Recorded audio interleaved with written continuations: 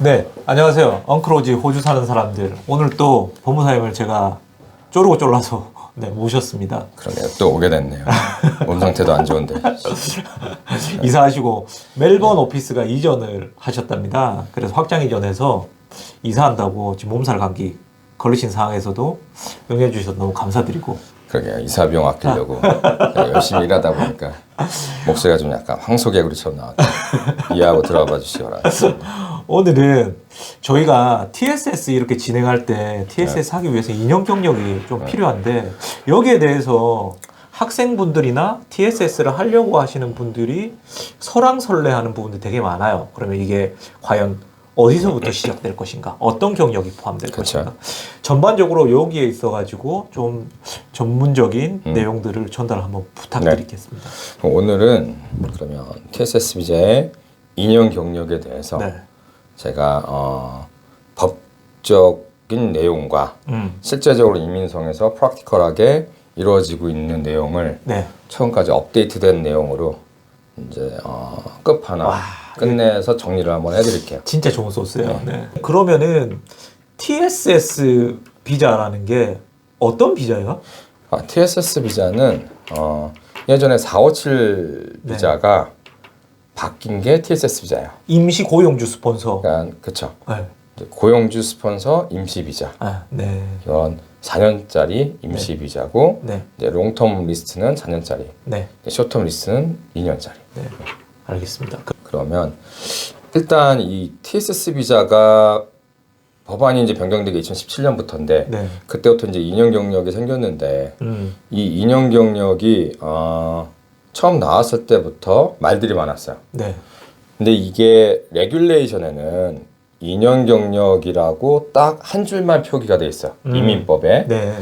근데 이제 이민성의 이제 케이스 오피서들이 네. 실제적으로 심사를 할 때는 가이드라인을 보고 지침서를 보고 따라서 하는데 그 지침서에는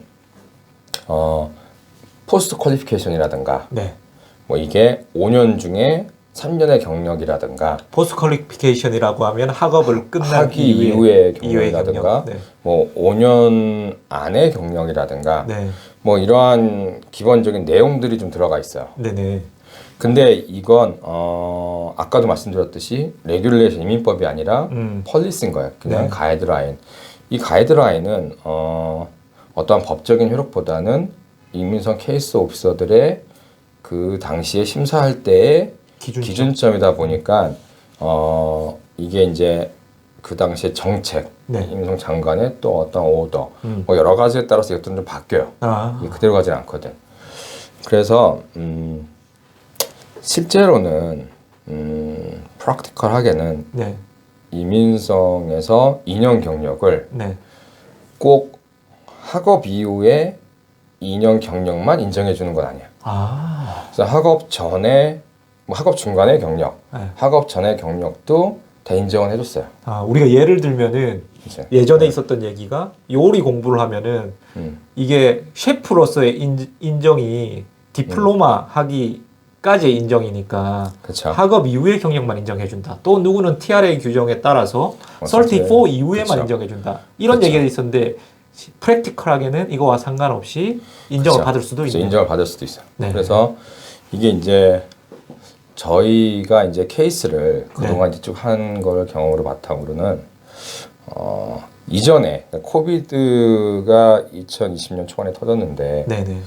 작년까지만 해도 저희가 이제 어떤 케이스를 있었냐면 만약에 가장 보수적으로 생각을 한다면 네. 디플로마 학위 이후에 2년 경력을 풀타임으로 채워야 된다면 졸업생 임시 비자가 그전에는 1년 6개월이었으니까 네. 1년 반이었으니까 맞춰도 풀타임 경력이 안 되는 거야. 그죠. 아.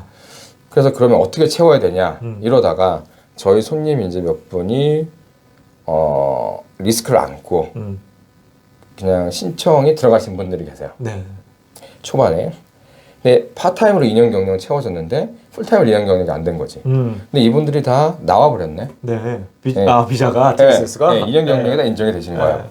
그러면서 이제 그때도 이게 법안에 따르면 2년 경력이 한 줄만 있었다 보니까 이게 꼭 이렇게 풀타임으로 학위 이후의 경력만 인정해 주는 건 아닐 수도 있다. 네. 그렇게 해서 시도를 해봤는데 이제 그렇게 해서 이제 나오신 분들이 많이 계셨고 그러면서 학업 도중에 그러니까 2년 공부하면서 네.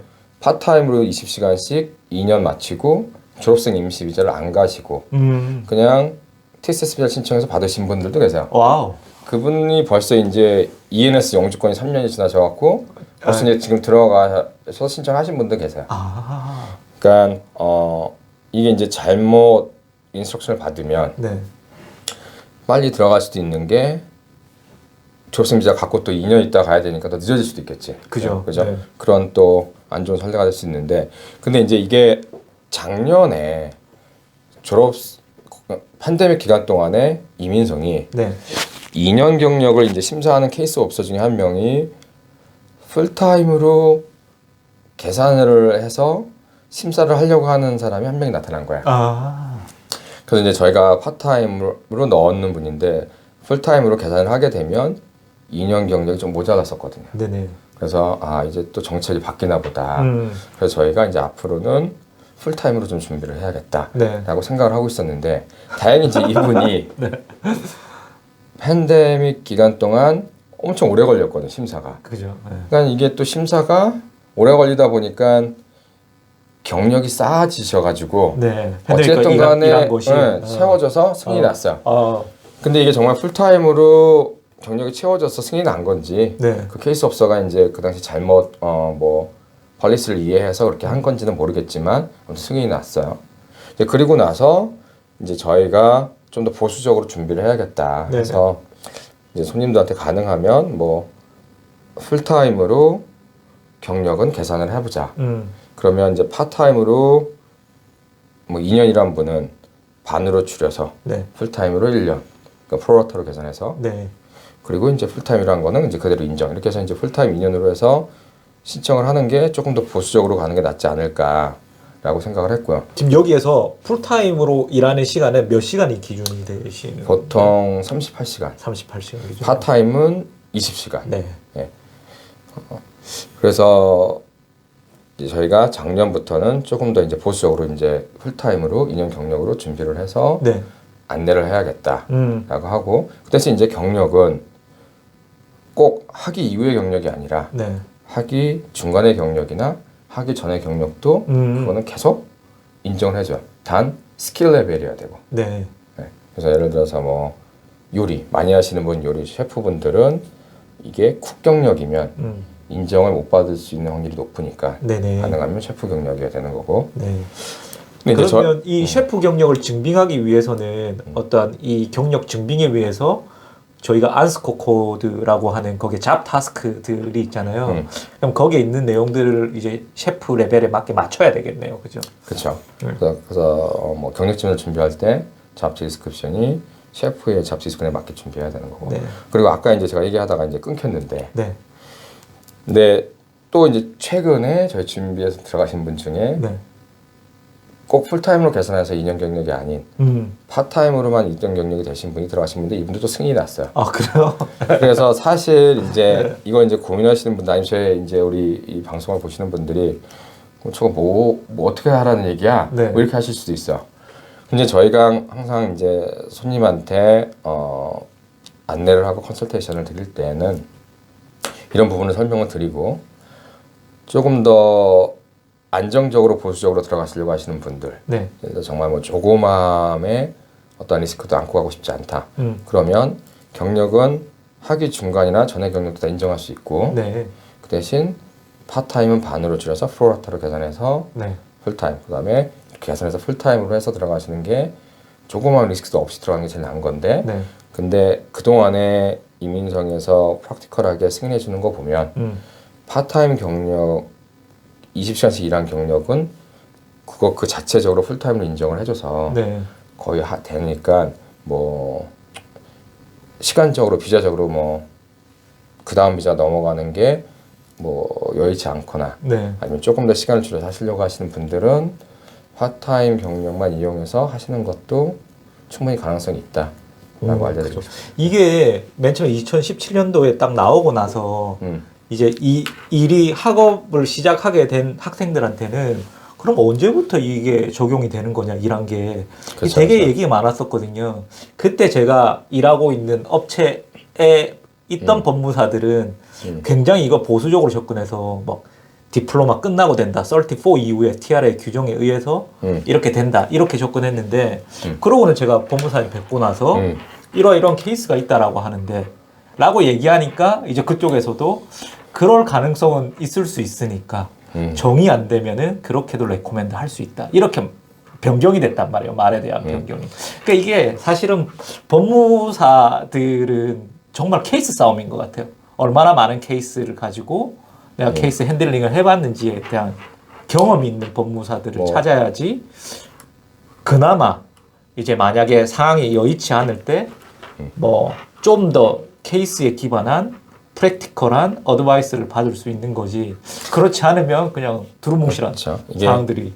예. 이민법을 충실히 잘 이해하고 따르는 것도 중요하지만 그게 많은 부분을 다 디테일하게 커버하지 못하고 또 이 트렌드마다 또 케이스 옵서들의 심사 기준들이 또 유해졌다가 그러네요. 약간 타이트해졌다가 이럴 수도 있으니까 네. 그거에 잘 맞게 잘 적응을 하려면 또 다양한 많은 케이스를 하고 있는 분들의 또 경험과 노하우도 중요하긴 하겠죠. 다만 이제 말씀하신 부분들은 개인의 어떤 사항이 이렇게 적합하다라고 한다면은 경력 같은 거는 다 풀타임으로 잘 준비해서 들어가면은 리스크를 줄일 수 그쵸. 있는 부분이고 그렇죠. 그렇지 않다라고 해도 케이스는 있다.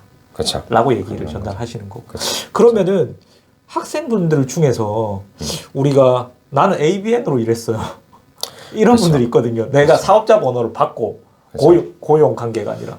이런 분들을 경력 증명할 수 있나요? 그 이번에 또 이제 10월 22일, 23일에 이제 코엑스 가셔서 네네. 이민 상담을 하시잖아요. 그렇죠. 그래서 한국에 계신 분들 중에서도 호주의 뭐 이민이라든지 유학 이후의 이민이라든지 이런 것들 궁금하신 분들이 참석을 해주시면 좋을 것 같고요. 저희 그 아래 이제 댓글에 저희가 남겨놓을 테니까 무료 입장권 신청을 하셔서 참석을 해주시면 법무사님이랑 또 해당 일은 무료 상담이시죠? 예, 그 한국에 계신 분들은 네. 예, 그리고 그때 오셔도 되고 또 한국에 출장 가 있는 동안 네. 연락 주시면 상담을 해드릴 수 있을 것 같고요. 네. 그리고 이제 호주에 계신 분들은 저희한테 네. 연락을 주시면 네. 예, 그건 제가 맞습니다. 별도로 예, 아래에 댓글 네. 속에 남겨놓도록 하겠습니다. 네, 감사합니다. 네, 감사합니다. 네. 예.